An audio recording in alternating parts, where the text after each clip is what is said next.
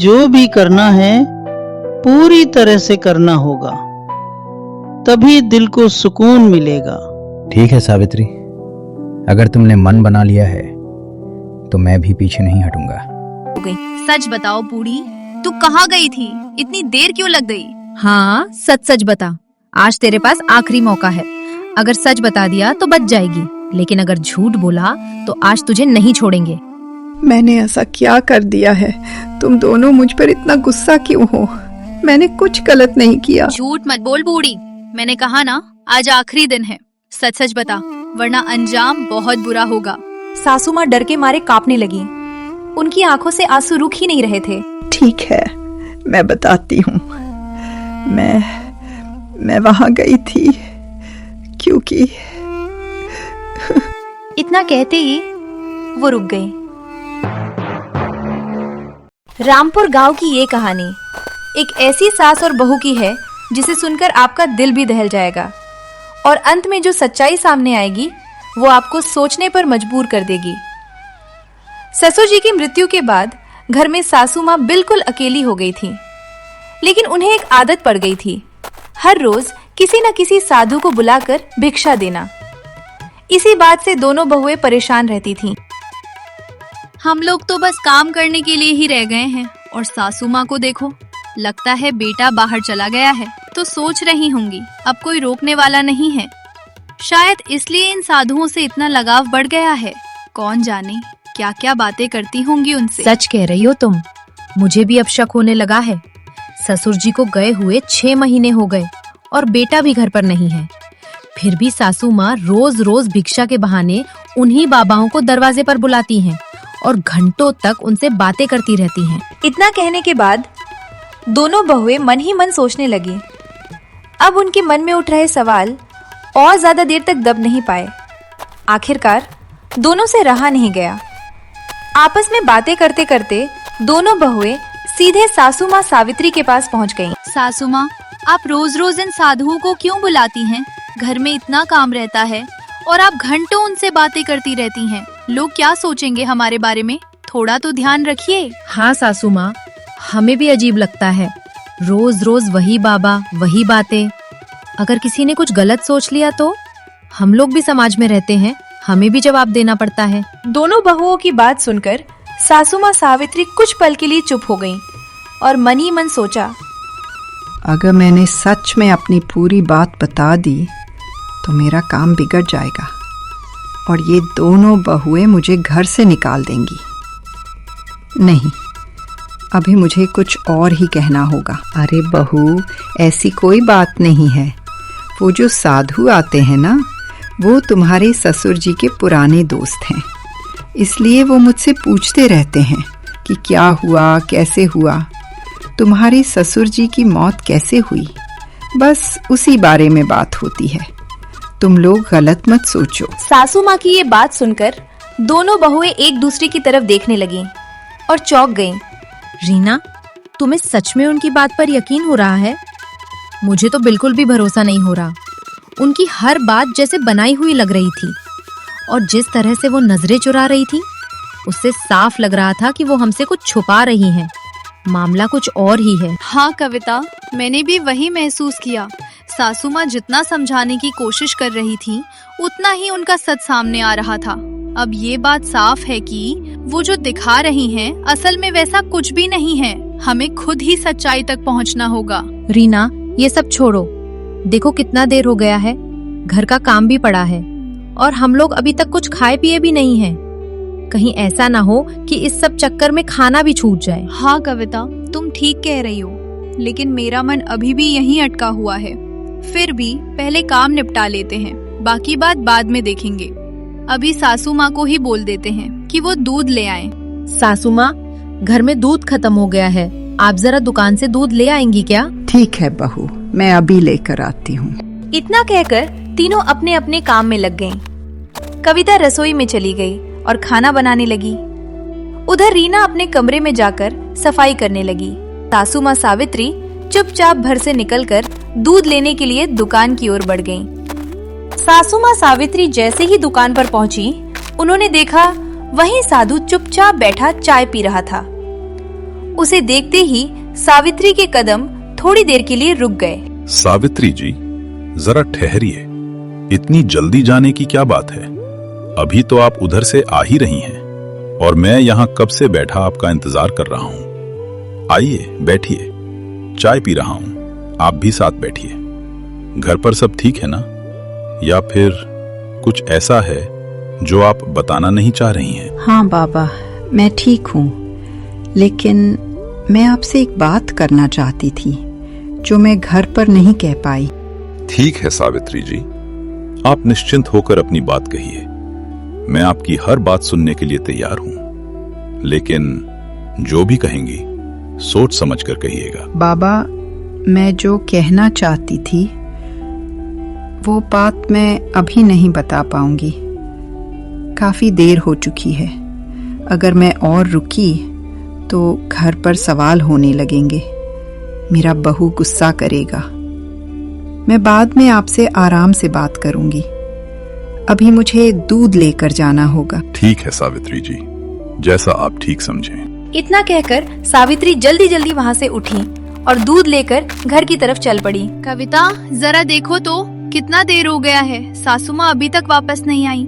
सिर्फ दूध लेने गई थी, इतना समय तो नहीं लगना चाहिए था। मुझे कुछ ठीक नहीं लग रहा। हाँ रीना, मुझे भी यही लग रहा है। जाने से पहले उनका चेहरा भी अजीब सा लग रहा था, जैसे वो हमसे कुछ छुपा रही हूँ। कहीं ऐसा तो नहीं कि वो फिर से उसी साधु से मिलने चली गई हूँ? तभी तो इतना देर हो गया है। तभी सासू माँ सावित्री दूध लेकर घर वापस आ गईं। रीना और कविता ने जैसे ही उन्हें देखा, दोनों तुरंत खड़ी हो गईं। सासू माँ, इतना देर दूध लाने में कहाँ रह गई थी आप? हम लोग कब से आपका इंतजार कर रहे हैं। सिर्फ दूध लेने गई थी या कहीं और भी गई थी? अरे बहू, दुकान पर बहुत भीड़ थी, इसलिए थोड़ा देर हो गया। तुम लोग बेकार में इतना सोच रही हो। लो, ये दूध ले लो। इतना कहकर तीनों ने चुपचाप खाना खाया। लेकिन घर में एक अजीब सा सन्नाटा था और फिर अपने अपने बिस्तर पर जाकर सो गए। रात का समय था, लेकिन नींद किसी की आंखों में नहीं थी। तभी सासू माँ के कमरे से धीमी धीमी आवाज आने लगी। बाबा, उस दिन जल्दी में चली गई थी। आज मैं आपको पूरी बात बताऊंगी। ये आवाज सुनते ही रीना और कविता एकदम सतर्क हो गईं। दोनों पहले से ही जाग रही थी। बिस्तर पर बैठी बैठी बस सोच रही थी। रीना, लगता है वो साधु बाबा आ गए हैं। सासू माँ उनसे ही बात कर रही हैं। नहीं कविता, इस वक्त साधु बाबा यहाँ नहीं आ सकते। मुझे लगता है सासू माँ सपना देख रही हैं। चलो हम खुद जाकर सुनते हैं। दोनों धीरे धीरे उठी और बिना कोई आवाज किए सासू माँ के कमरे की तरफ बढ़ने लगी।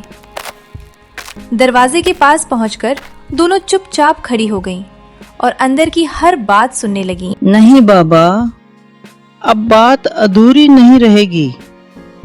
थोड़ा थोड़ा करके कुछ हासिल नहीं होगा।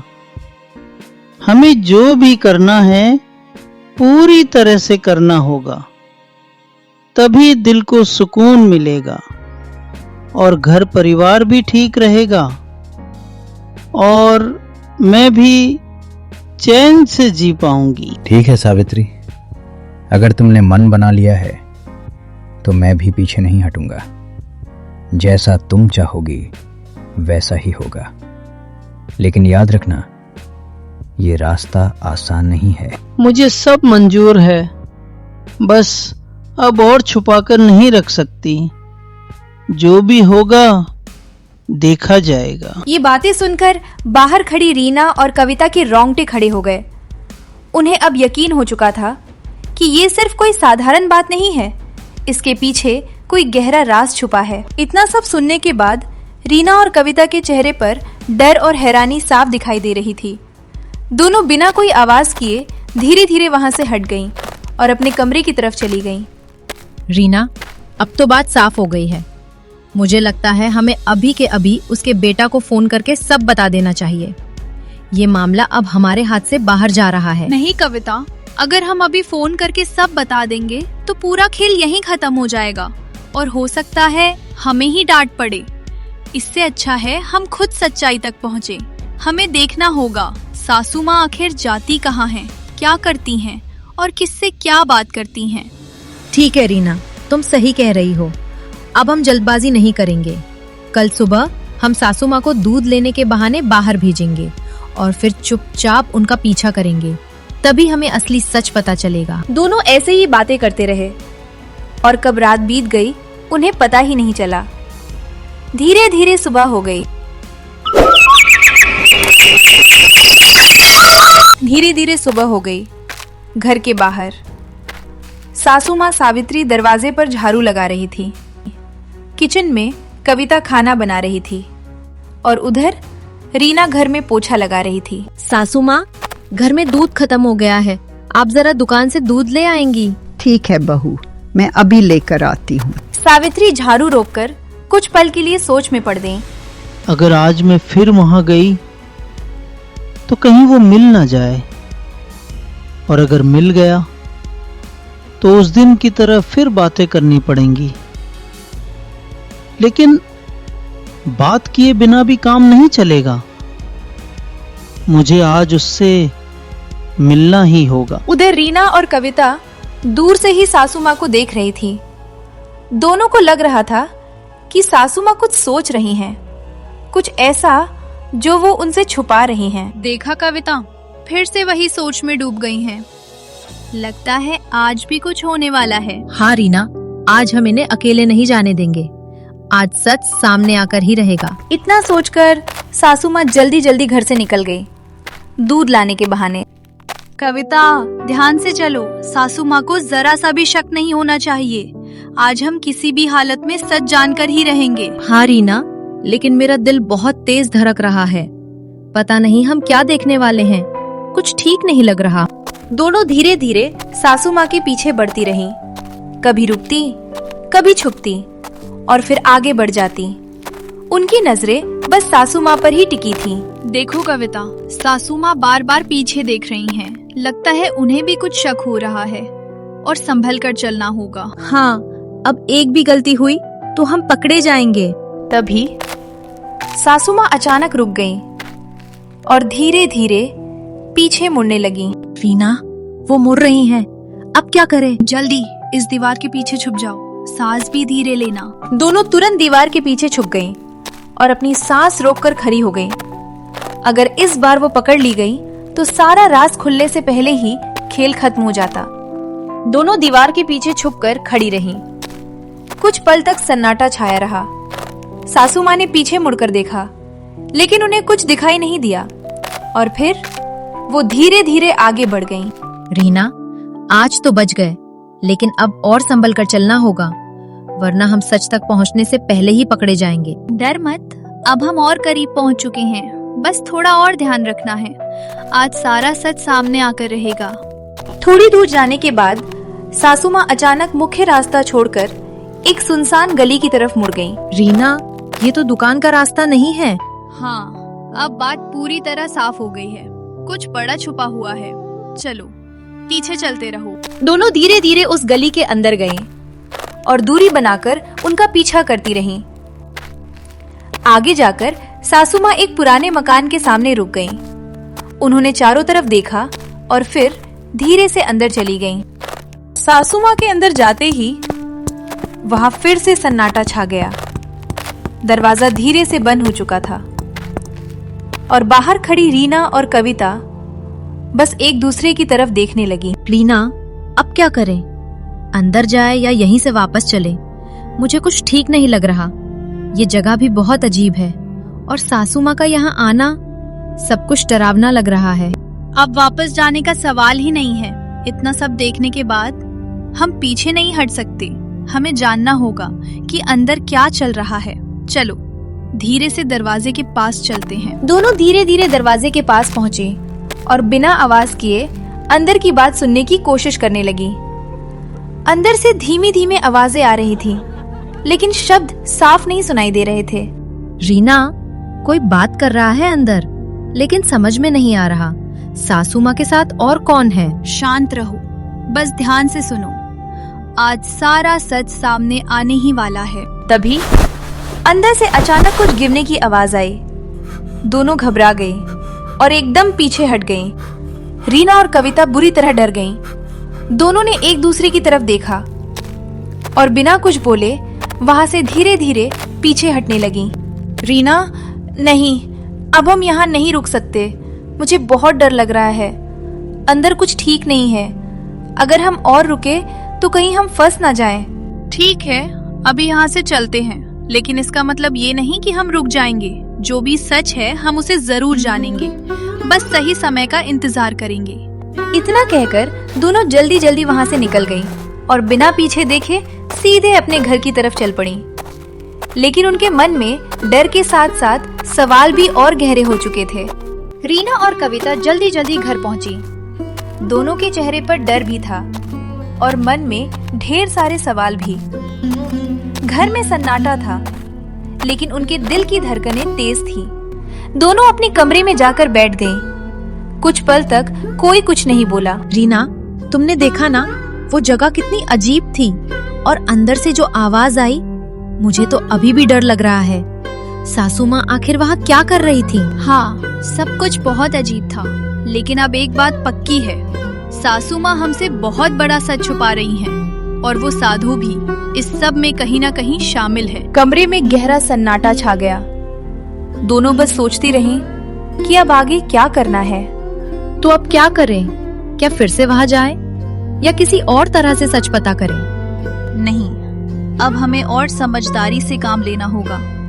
सीधे वहाँ जाने से कुछ नहीं होगा। हमें सासू माँ पर नजर रखनी होगी, उनकी हर हरकत पर, कब जाती हैं, कहाँ जाती हैं, सब कुछ। अब सासू माँ नहीं, अब वो हमारे लिए बस बूढ़ी है, उसका सच पकड़ने के लिए। मैंने खुद उसका पीछा किया था।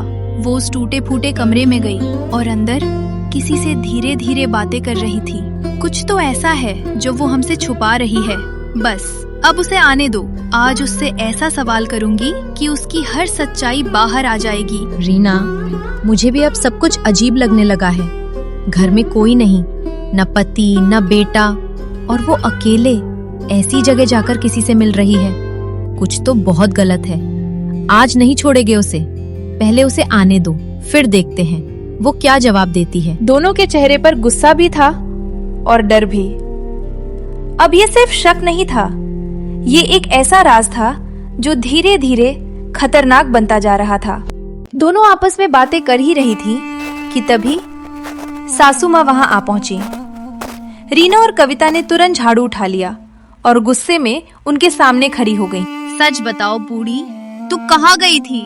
इतनी देर क्यों लग गई? हाँ, सच सच बता। आज तेरे पास आखिरी मौका है। अगर सच बता दिया तो बच जाएगी, लेकिन अगर झूठ बोला तो आज तुझे नहीं छोड़ेंगे। मैंने ऐसा क्या कर दिया है? तुम दोनों मुझ पर इतना गुस्सा क्यों हो? मैंने कुछ गलत नहीं किया। झूठ मत बोल बूढ़ी, मैंने कहा ना आज आखिरी दिन है। सच सच बता, वरना अंजाम बहुत बुरा होगा।